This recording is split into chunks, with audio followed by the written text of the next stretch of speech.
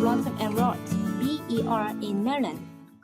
Blossom and rot is a common garden problem, but thankfully, we know what causes it.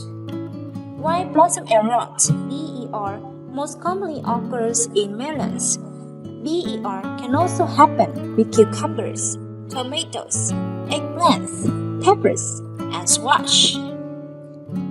Blossom and rot (BER) is a physiological disorder in melon fruit. As a result of blossom and rot, young melon fruit may be lost. Older fruit develop brown cross-like lesions at the blossom end of the fruit. Calcium has a major role to play in maximizing fruit quality by strengthening green cell walls and maintaining good fruit condition, shape, and storage characteristics. It also plays a major role in minimizing blossom and rot (BER). Blossom and rot is often caused by lack of calcium in the flower end of the fruit. Low calcium levels in the fruit can result in a significant loss in marketable yield.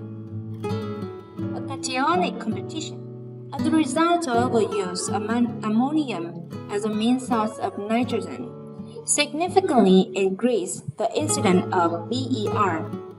Trials confirm that calcium nitrate is particularly effective at ensuring good fruit quality, also in minimizing blossom and rot. One of the most common inducing factors for blossom and rot is water stress, either due to a deficiency or excess.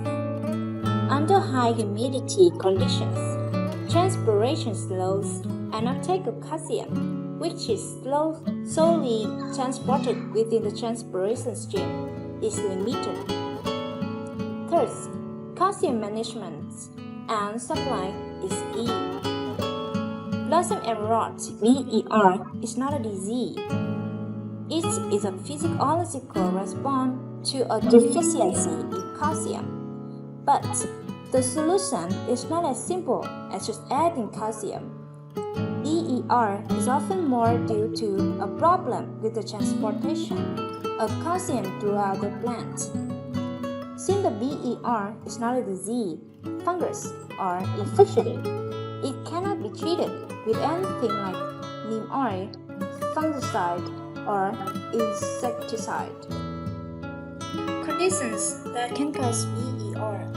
Before we talk about the things you can do to prevent and control blossom and rot, I'd like to discuss what condition in your garden might have caused the problem. Remember how I said the solution is not as simple as adding calcium? That's because the majority of BER is a result of something preventing the plants from absorbing and uptaking calcium from the soil, not an actual lack of calcium in the soil. Some of the causes are out of the control, so don't feel bad if you start to see BER in your garden. Weather. Basically, any extreme in temperature can negatively affect to your plant's ability to pull nutrients from the soil.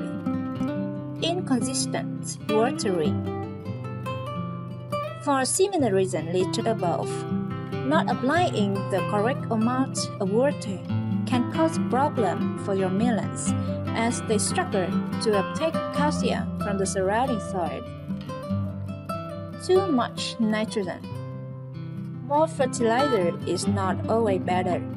While nitrogen is great for green leafy growth, too much nitrogen can prevent plants from being able to uptake calcium. Wrong pH. In most cases, the ideal soil pH is 6.5. When soil pH is too acidic or too basic, this prevents plants from functioning properly.